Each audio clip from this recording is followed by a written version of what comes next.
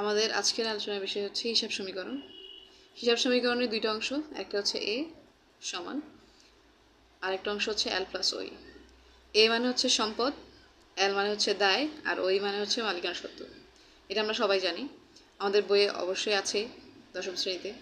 আচ্ছা, তো আমরা এর এলাবোরেশনটা পড়ব, মানে ব্যাখ্যাটা। A equals to L plus C plus R plus minus D minus E. Okay, A মানে সম্পদ, এল মানে দায়, এটুকু আমরা সবাই জানি। সি মানে হচ্ছে মূলধন, সি মানে মূলধন। আর মানে হচ্ছে রেভিনিউ, রেভিনিউ মানে হচ্ছে আয়। ডি মানে হচ্ছে ড্রয়িংস, ড্রয়িংস মানে হচ্ছে উত্তোলন। এবং ই মানে হচ্ছে এক্সপেন্স, আর এক্সপেন্স মানে হচ্ছে ব্যয়। তো আমাদের যে বিষয়গুলো আছে তার মধ্যে এ, ডি, ই বাড়লে ডেবিট,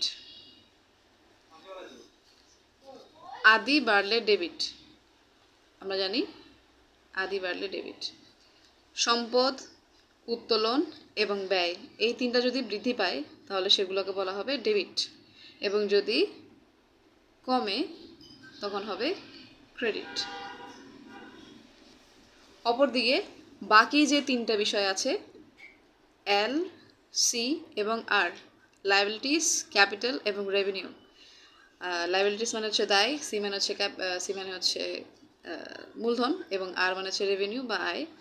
এই সবগুলো বাড়লে ক্রেডিট এবং এলসিআর বা হচ্ছে কমলে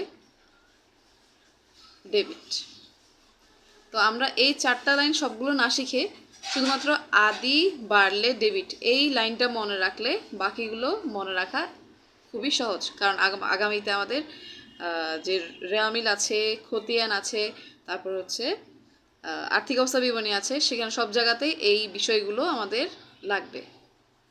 তো আজকের ভিডিও এ পর্যন্তই।